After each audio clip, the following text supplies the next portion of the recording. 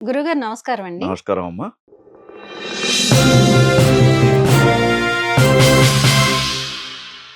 ఇక ఫిబ్రవరి నెలలో ఆఖరి రాసైన మీనరాశి వారికి ఎలా ఉండబోతోంది? ధరణీగర్భ సంభూతం విద్యుత్ కాంచన సన్నిభం కుమారం శక్తిహస్తంచ మంగళం ప్రణమామ్యహం. చూస్తున్నటువంటి ప్రేక్షకులకు ఫిబ్రవరి మాసంలో మీనరాశి వారికి ఏ విధంగా ఉంది అనే విషయాన్ని మహాలక్ష్మి గారు అడుగుతున్నారు. మరి మీనరాశికి గతం కూడా మనం హ్మ్. చెప్పుకున్నామమ్మా. ఈ సంవత్సరం ఏమీ కూడా బాల ఎక్కడ కూడా బాగాలేదు. హ్మ్.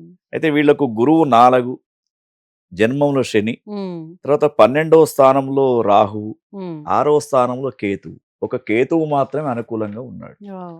అంటే కొంతవరకు నాలెడ్జ్ తోటి పనులు చేసుకోవాలి. తర్వాత పంచగ్రహ కూటమి కూడా దీంట్లో అమ్మ మొత్తం వీరికి 12వ స్థానం. హ్మ్.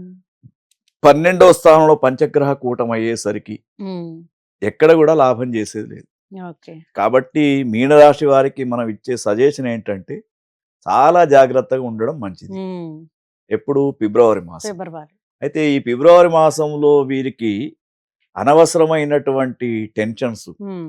మానసిక, శారీరక అనారోగ్యత, తర్వాత కుటుంబ కలతలు, హ్మ్. కుటుంబంలో దూరపు బంధువు లేదా దగ్గర వాళ్ళ యొక్క దూరం కావడం, హ్మ్. అది కూడా సంభవం. ఓహ్! తర్వాత కుటుంబంలో ఉన్నటువంటి కొన్ని పరిస్థితులు వీరికి ధనాన్ని ఖర్చు చేసే విధంగా కూడా ఉంటుంది. కనబడుతూ ఉన్నాయి. హ్మ్. కాబట్టి వీరికి సాధ్యమైనంత వరకు అటు పంచగ్రహ కూటమి గాని, ఇటు ఉన్నటువంటి గ్రహస్థితి గాని అనుకూలంగా లేనప్పుడు హ్మ్. కొత్త వ్యాపారాలు మొదలుపెట్టకపోవడం.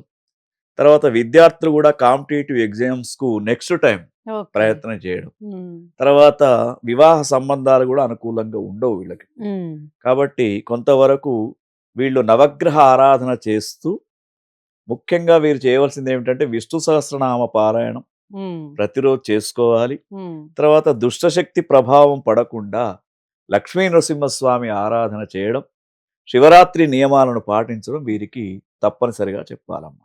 ఓకే గురుగారు. నమస్కారం అండి. నమస్కారం.